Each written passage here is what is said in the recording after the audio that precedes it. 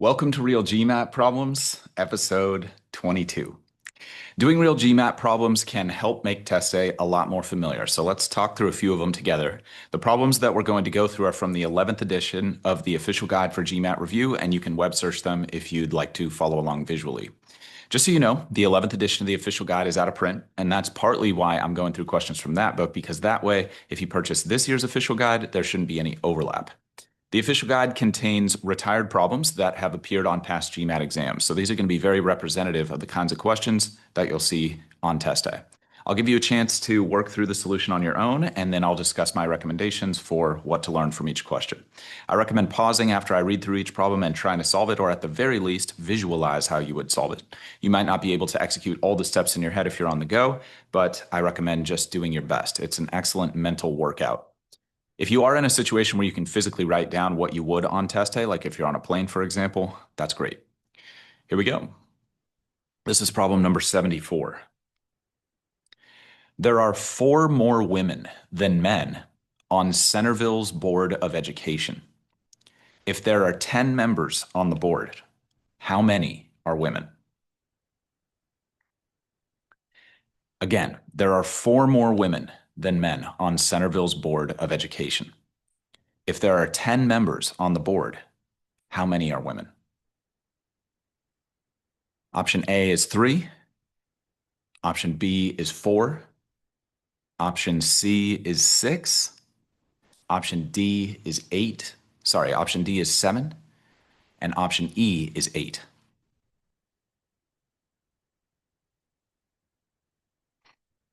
I highly recommend pausing here and working on the solution on your own for a moment, and then pick back up when you're ready. I'm going to just dive right in. This is a great problem to practice a couple basic algebra concepts, including something called substitution when you're dealing with multiple equations. It might have been a while since you thought about solving for variables or substituting while solving multiple equations, and that's completely fine. We've got a couple episodes linked below for you if you want to reskill with both of those concepts. Otherwise, I'm going to assume that you're familiar with those approaches and just jump right into a potential algebraic solution. Algebra is a good bet here because we've got a couple relationships that we can turn into equations. And once we have those equations, we can solve and we can get the answer that we want. Let's start with the first relationship we're given. There are 4 more women than men. If we set up some variables, let's say M equals the number of men and W equals the number of women, then we can express that relationship in a few ways. One would be W equals M plus 4. There are other versions of that equation that might make more sense to you, but ultimately we want there to be a number of men such that when we add 4 to that number, we get the number of women. So any equation that describes that relationship is going to work here. However you want to express relationships is fine. The point is we're able to make an equation that expresses that relationship mathematically. We're also given another relationship, but it's a bit less obvious. It says there are 10 members on the board, which is another way of saying that M plus W is equal to 10. Now, depending on your views, that might make sense to you and it might not. Just so you know, GMAT, the people who write the GMAT, they've moved away from problems like this that require you to identify people as specific genders. But these questions are about 20 years old in the 11th edition of the official guide. So you may see this kind of thing in old problems, even though they don't necessarily do this exact thing, this exact way on the exam anymore. However, they do similar things. So let's talk about that. The concept is relevant to current questions because a problem might say something like, there are only children and adults at a park. And you might be required to know that summing the number of children and the number of adults would equal the total number of people at the park. It's basically the same concept, or that's the concept they're trying to describe in this problem. So try to think about it in those terms, and these questions should get easier for you over time. Suspending current debate. Let's say we've got 2 equations here, and the first one is W equals M plus 4, and the second one is W plus M equals 10. Generally, when you have 2 unique equations and 2 unique variables, you'll be able to solve for each variable. And there's more on this in the Math Basics episode linked below if you're not sure what I'm talking about there. Like if this is your first contact with the GMAT, then I highly recommend some of those Math Basics episodes. It'll just help you understand everything that we're talking about here a little bit better. If you're already great with your math basics and everything I'm talking to you about here makes complete sense, then you probably don't need to go through that math basics series, or maybe just need to go through a little bit of it. So there are multiple options for solving these kinds of situations, but the most common is called substitution. So that's what I'm going to use here. And generally, I like to first isolate the variable I am not solving for. And that way, when I substitute, the variable I'm not solving for is going to disappear. Let me show you what I mean. This problem is asking me to solve for W. So I will first isolate M, the variable I am not trying to solve for. I want to solve for W, so I'm going to first isolate M. I can isolate M in either equation. So I'm just going to pick the first one, which is W equals M plus 4. So I'm just going to subtract 4 from both sides. And that gets me M equals W minus 4. Then I'm going to replace M in the second equation, which is W plus M equals 10, with W minus 4, because I know from solving the first equation that M is the same value as W minus 4. They're interchangeable values. If I replace M in the W plus M equals 10 equation with W minus 4, then I'm going to get W plus W minus 4 equals 10. And note that by isolating M and then substituting it with W minus 4, I now have an equation with just W in it, which is what I want to solve for. So that's why I like to first isolate the variable I am not solving for, then sub for that variable, which will make it disappear. And all we have to do to get our correct answer now is solve for W in the combined equation. So I've got W plus W minus 4 equals 10. I'm going to add the W's. That would be 2W minus 4 equals 10. Remember, when you're doing arithmetic, you in general want to go from left to right. So that's what I'm doing here. Let's add 4 to both sides to get 2 times W equals 14, and then let's divide both sides by 2 to get W equals 7. If it's been a while since you've simplified any equations, we've got an equations math basics episode linked for you below. You can reskill with that relatively quickly and be on your merry way with GMAT Quant. 7's our correct answer, which is also option D, as in delta. And I think this question is really not too bad if you're solid with your algebra and substitution basics. And that's why I like to go over some of these questions, because I think it's comforting to know that there are questions out there like this where it's like, if you just nail those basics, they're not necessarily trying to like trick you in some devious way. There are for sure questions that are much trickier and much more devious, but there are also these types of questions, and I think it's worth knowing about both. So even though I think if you're solid with your algebra basics and your substitution basics here, the question is not too bad, still 10% of people are missing this question, which I don't think is good. If we just buy into what I like to say at the beginning of every single episode, that business leadership is important, and this test, it can be a bottleneck for great business leadership, right? Like, do we want the best leaders in the world not getting into the best business school programs that might get them better odds of getting into positions of authority and influence just because they're not great standardized test takers? I don't know. I don't think that's the right thing to do. I understand why the test exists. It's important to have filters if we're going to be putting people in these very influential and powerful positions.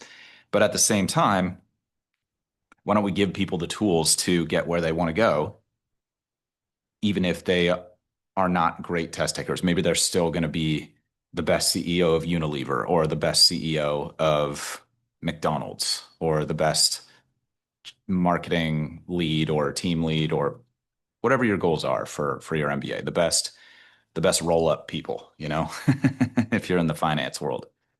I mean, if we're going to have people doing this stuff, we might as well have the best in the world doing it, and the people who have shown they're capable of shaping things properly. This makes sense to me.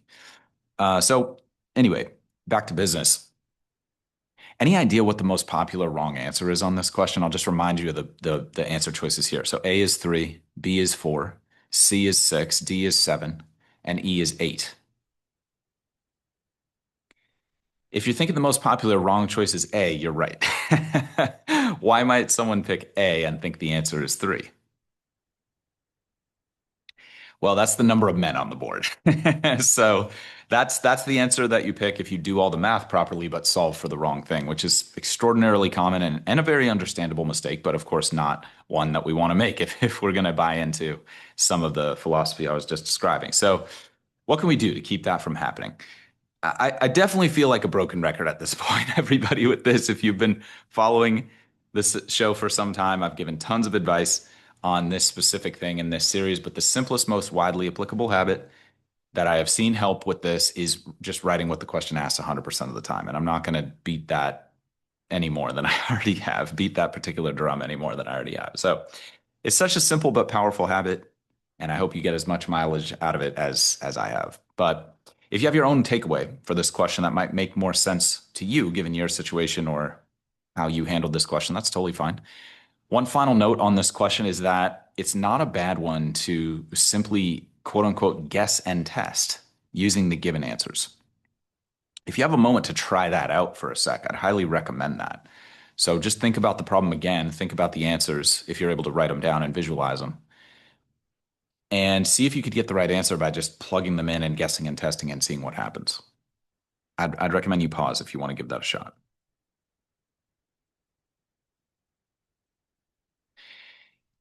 Basically, you plug in one of the answers as the number of women, and then you see if that number quote unquote fits with the given constraints.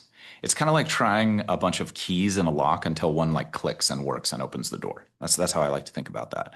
And it's actually a really useful strategy, especially on word problems. It doesn't have to be word problems, but I found it to be particularly useful on word problems that have relatively simple numbers in the answer choices. And some of the power here is like if you can't set up the algebra or you're struggling or you're unsure about how the algebra should look, then a lot of times plugging in the answers and guessing and testing will still allow you to get the question right, even if you can't get that maybe quote unquote textbook approach. So it can make these really complex, difficult algebra questions like just a much more complex, difficult version of this question. It could make it a lot easier. Having said that, it might not be a great bet 100% of the time. Like the test isn't written expressly for you to be able to plug in the answers. And like the test writers aren't necessarily designing questions that way. At least I don't believe that they are. But it still works in a good number of situations. So I think it's very worth knowing and practicing the algebraic solution for sure. You'll want all those skills for future problems. Still, there's probably at least one question per quant section where guessing and testing with the answers would be really helpful, maybe even way more helpful than an algebra approach. So don't be afraid to do it. That's basically the message I want to give. If you're struggling to set up the problem another way, if you're struggling to set it up, don't be afraid to at least consider plugging in the answers. It can be a real lifesaver sometimes. But I'm not going to pretend that it's some silver bullet that's going to solve all your problems in the quant section without having to learn real math. Like it's not that.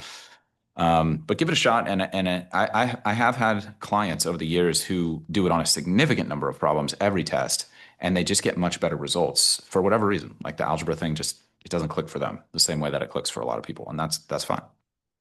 So we've given some notes on writing what the question's asked, doing substitution with multiple equations, and guessing and testing with the answers. I think that's probably more than enough for that particular question. So I'd recommend you just take a step back and ask yourself, what do you want to remember from that, if anything? Even if what you want to remember is, I'm good with stuff like this, I'm cool, I don't need to do any more.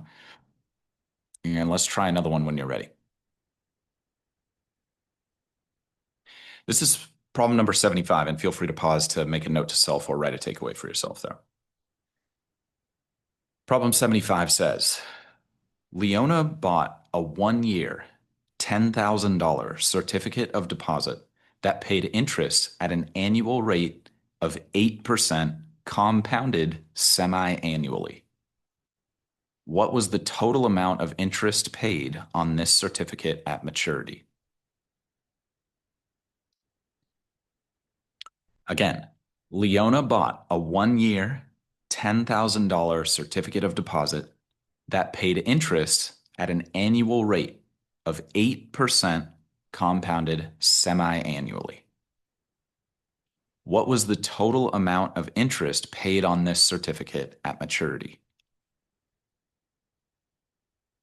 Option A is 10,464. Option B, 864. Option C, 816. Option D, 800. Option E, $480.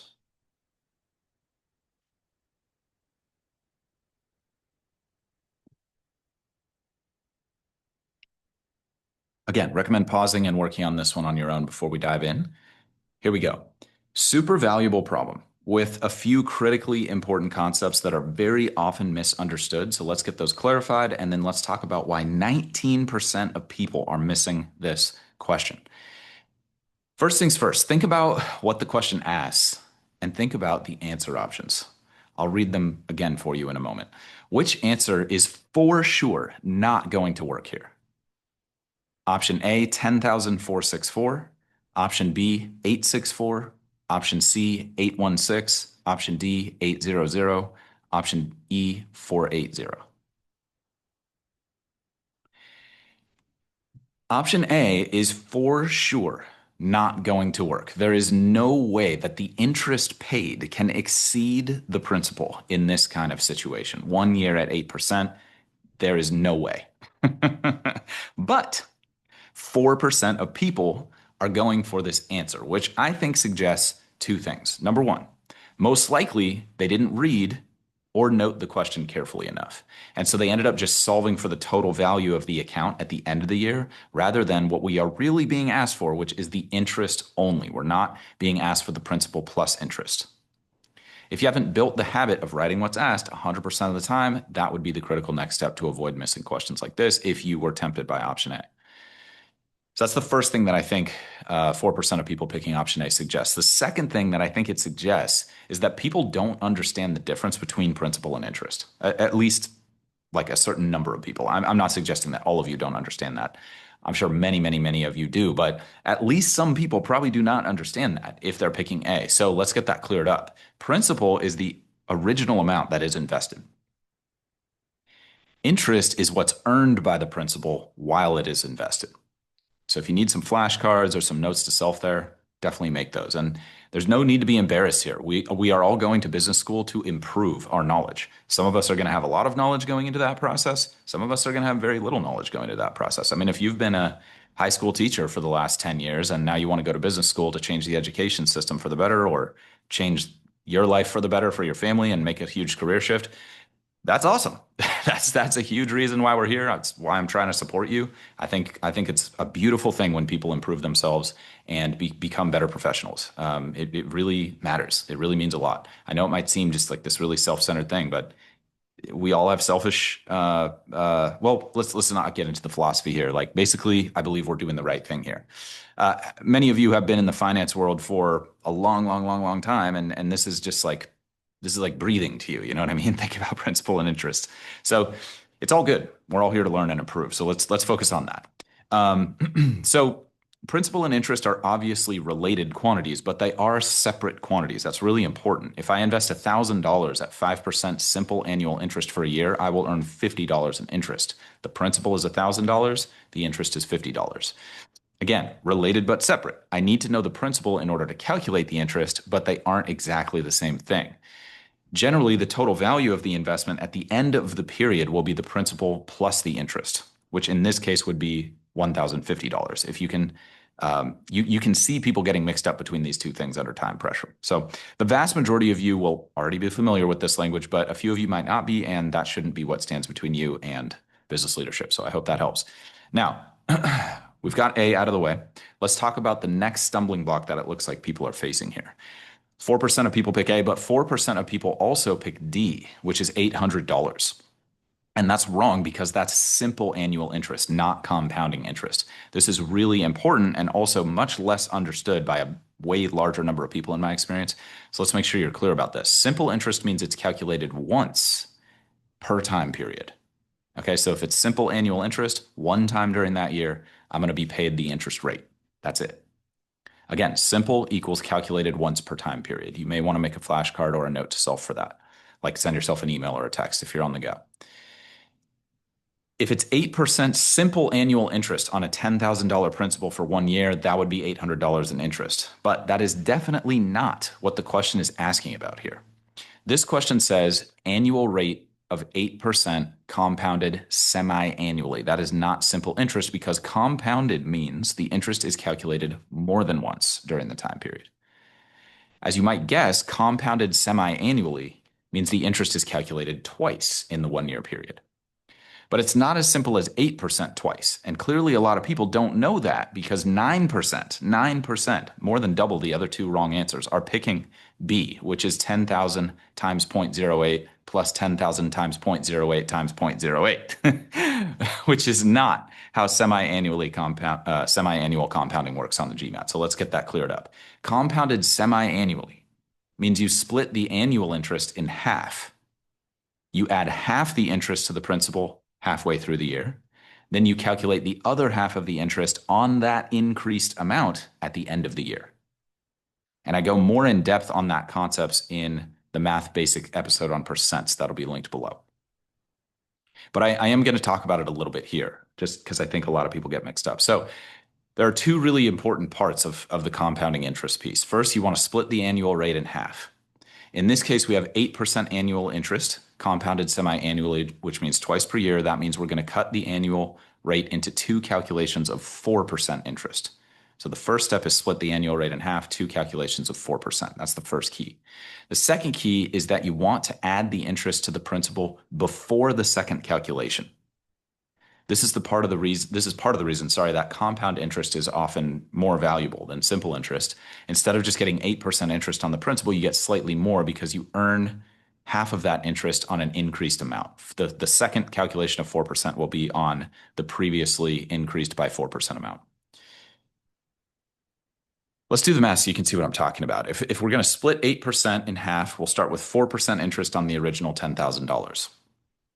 I've probably made this recommendation in the past, but I'll make it again here. It's usually a good idea to do these kinds of percent calculations as fractions because there's no calculator on the quant section.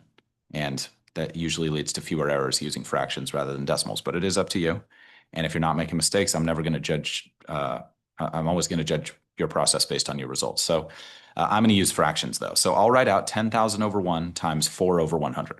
And that allows me to cancel out a few zeros and make the math a bit simpler. Check out the Math Basics episode on fractions linked below if you're not sure what I mean by canceling. That would get us 100 over 1 times 4 over 1, which is going to be 400. So imagine that halfway through the year, we're paid the 4% interest on the original $10,000 investment, which would be $400, and that's added to the principal to have a total new principal for the second half of the year of $10,400. Then let's imagine at the end of the year that we get the next 4% of our total 8% annual interest. But instead of that 4% being calculated based just on the first 10,000, it's now calculated based on the 10,400 that we got as a result of being paid half the interest halfway through the year. Again, that's why compounding is often desirable. We're going to get a little bit more than $800 out of this. So let's perform that math. We'll start with 10,400 over 1 times 4 over 100. Again, let's cancel some zeros to get 104 over 1 times 4 over 1. Might need to do some long multiplication here. There's a Math Basics episode on that linked below. If you do that multiplication correctly, you should wind up with $416 as the second interest payment. So again, slightly more, $16 more in this case than we would have gotten with 8% simple. If we sum our two interest payments, $400 for the first payment and $416 for the second payment, we would get our total interest payment of $816, which is option C, as in Charlie, and that is the correct answer that we want here. So let's review a few key concepts so that this kind of thing is hopefully super easy and straightforward for you on test day. First, make sure you're answering the right question. Some questions will ask just for the interest payment, like this one does, while others may ask for the total amount in the account after the interest is paid, which would be principal plus interest. That's the first point. Second point, make sure you understand and memorize the difference between simple interest, which is calculated only once during the time period, and compound interest, which is calculated multiple times during the time period. Also, make sure you have a consistent process for avoiding calculation mistakes so you don't miss questions that you know how to do. I'd recommend one final note here. Generally, the three kinds of interest you'll see tested on the exam are number 1, simple, number 2, compounded semi-annually, and number 3, compounded quarterly. I'm just briefly going to touch on compounded quarterly. You might be able to guess what that looks like based on the above discussion, or you might be familiar with this concept already, but for the sake of clarity and ease, when interest is compounded quarterly, you take the annual rate and you divide it by 4, and then you make the interest calculation 4 times, and you also make the interest payment 4 times during the time period, so you get some additional compounding. Let's do a quick demonstration of that, and then we'll move on. If you have an investment that pays 8% interest annually, but is compounded quarterly, you're going to split the 8% into 4 calculations of 2% each. I'm going to skip over the math here, but I do go through some examples of this in that percents episode I mentioned, which is linked below, but we will just kind of briefly go over it. So it'd be $10,000 times 102 over 100. That increases the original 10,000 by 2%. You can also do the 2% calculation and then just add that to the 10,000. It's the same thing mathematically. And then what we would do is we would take that increased amount and multiply by 102 over 100 again, which further increases it. Then we would multiply by 102 over 100 again, which further increases it. Then we do the 102 over 100 a fourth time, and that gets us our final amount. And so what we're doing is we're adding 2%, then adding 2% to that increased total again, then adding 2% of that increased total again 2 more times for a total of 4 additions of 2% to a number that's increasing as we add. And so each 2% is calculated on a slightly larger amount, and that's how we get more than 8% interest at the end. So the first payment would be 200, second payment would be 204, et cetera, et cetera, et cetera. I'll skip over the details. What's important is understanding the concept so you can execute it on test day. So that's some of the power of compounding as tested on the GMAT. Let us know if you have questions or feedback on any of this material by touching base with us at any time. You can reach us at the GMAT strategy on current social channels if you want to DM, or you can email us. Our email address is contact, CONTACT, at thegmatstrategy.com. In the meantime, if you want to make a quick note to yourself on either of these first 2 problems, feel free to do so before we move on to our final question together.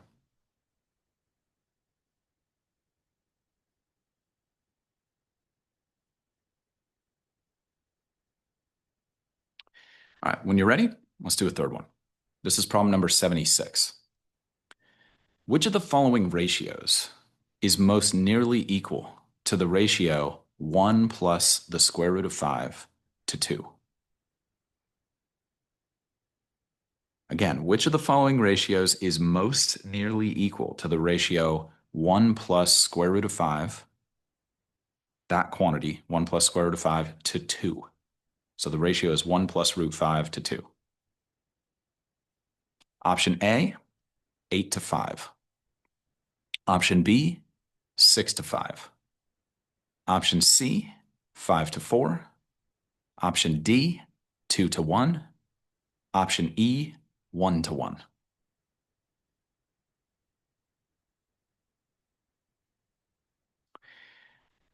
All right, here we are finally, after 70 or so problems together, starting to get into medium level questions with 28% of future business leaders of the world missing this one.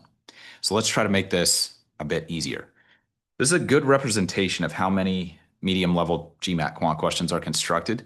It's not the most difficult medium level, and the medium level comprises a wide set of difficulty ranges. So things are going to get a lot harder in the medium level, but we're finally kind of crossing out a quote unquote easy just by the numbers. But yeah, it's a good example of how medium questions are constructed because it's basically just combining several concepts from several different areas that would by themselves be lower level questions. So in this case, we're combining ratios with square roots of and quote unquote non-integer results and estimation and just a few things that can kind of throw people off, as you can see with the numbers. I don't know that on surface value this one appears any more difficult than any of the other questions we've done together, but apparently by the numbers it is significantly more difficult for folks. So if you've been through the Math Basics program already, you might already be familiar with a lot of what's being tested here. That was my goal for you in that series. But there's also going to be a little bit of content to memorize for most of us, especially if you're just getting started. So you're probably familiar with the concept of ratios, but it might have been a long time since you thought about what the square root of 5 is. Maybe you never thought about it. So it's worth memorizing that for the GMAT since there's no calculator available on the quant section, like I mentioned briefly a moment ago. But you do get a calculator for the data section, just to be clear. The square root of 5 isn't an integer. In fact, it is a very, very long decimal. So for most people, it's best to memorize it as approximately 2.2.